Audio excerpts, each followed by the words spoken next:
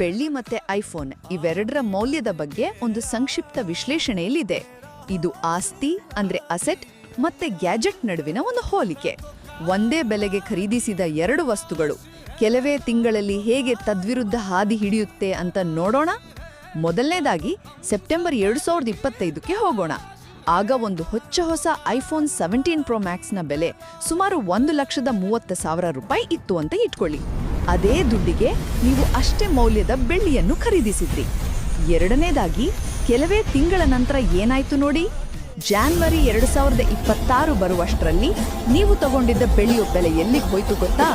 ನೇರವಾಗಿ $2,88,000 ಜಿಗಿದಿತ್ತು. ಆದ್ರೆ ನಿಮ್ಮ ಐಫೋನ್ ಅದರ ಮರುಮಾರಾಟ ಬೆಲೆ ಅದು ಕಡಿಮೆ ಆಗಿತ್ತು.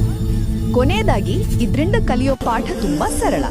ಆಸ್ತಿಗಳು ಸಮಯದ ಜೊತೆ ಬೆಳೆಯುತ್ತೆ, ಆದ್ರೆ ಗ್ಯಾಜೆಟ್ಗಳು ನೀವದನ್ನ ಖರೀದಿಸಿದ ಕ್ಷಣದಿಂದಲೇ ಅದರ ವ್ಯಾಲ್ಯೂ ಕಮ್ಮಿ ಆಗ್ತಾ ಹೋಗುತ್ತೆ.